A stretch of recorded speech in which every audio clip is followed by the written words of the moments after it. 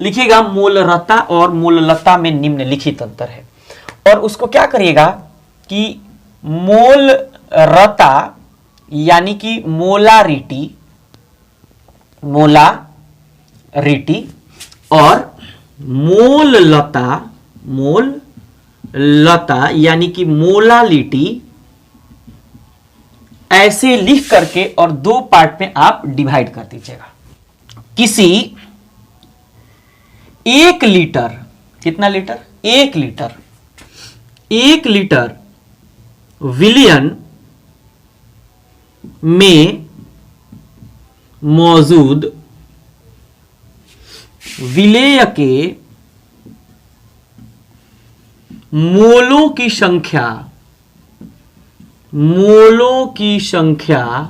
को, अच्छा, मोलों की संख्या को किससे सूचित करते हैं? लिखते हुए चलते हैं। मोलों की संख्या को स्मॉल n से सूचित करते हैं। तो कहता है किसी 1 लीटर विलयन में मौजूद विलेय के मोलों की संख्या को मोलरता, क्या? मोलरता कहा जाता है। मोलरता कहा जाता है। जरा ध्यान दीजिए। अब ये मोलरता का डिफिनीशन हो गया। किसी 1 लीटर विलयन में मौजूद विलेय के मोलों की संख्या को मोलरता कहा जाता है। तो मोललता में पहला अंतर क्या होगा? किसी 1 केजी विलायक में, 1 केजी विलायक में मौजूद लिखते हुए चलिए आप, बिल्कुल, विलेय के मोलों की संख्या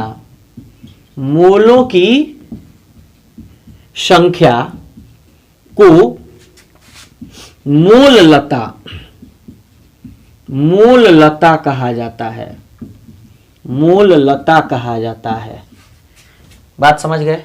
तो सुनिए अब दूसरी बात क्या कहता है। मोलरता को यानी मोलारिटी को कैपिटल M से डिनोट किया जाता है। कैपिटल M से डिनोट किया जाता है। अच्छा, इसको किससे डिनोट किया जाता है भाई? तो कहेंगे कि मोलालिटी को स्मॉल m से डिनोट किया जाता है। स्मॉल m माने छोटका m से डिनोट किया जाता है। बात क्लियर हो गई? अच्छा, तीसरी बात फॉर्मूला लिख दीजिए। सुनिए क्या कहेगा कि मोलारिटी यानी कि कैपिटल M से डिनोट करते हैं, तो मोलारिटी को कैपिटल M लिख लिए। तो कहेगा capital M is equal to विलेय के मोलों की संख्या यानी कि number of mole of solute, विलेय के मोलों की संख्या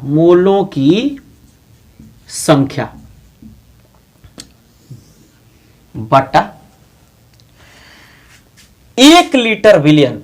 तो 1 लीटर विलयन 1 लीटर है तो उसका आयतन होगा 1 लीटर। तो क्या कहेंगे? विलेय के मोलों की संख्या बटा विलयन का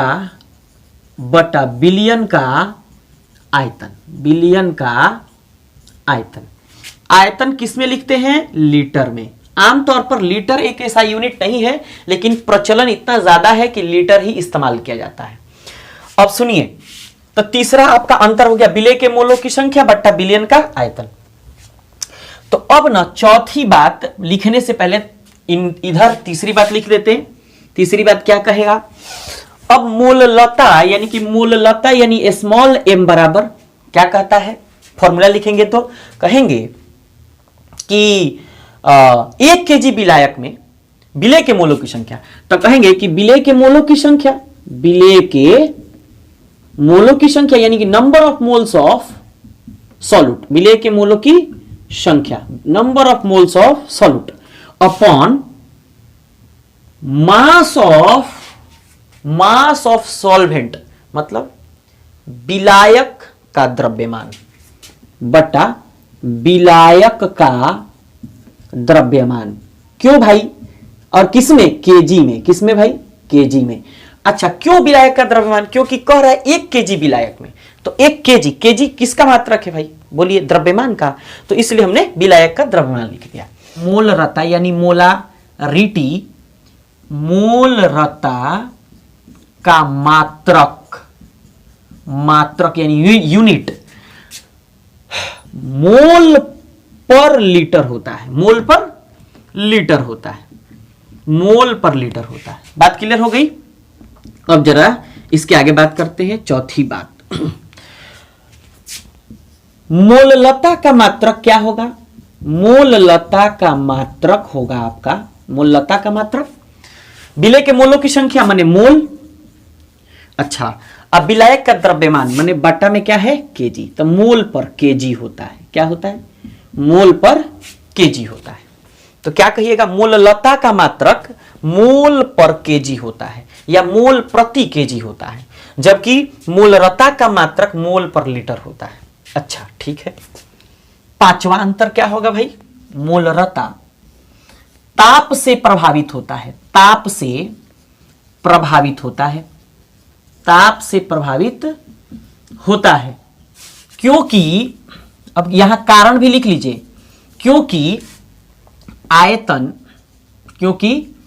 आयतन ताप से प्रभावित होता है, ताप से प्रभावित होता है।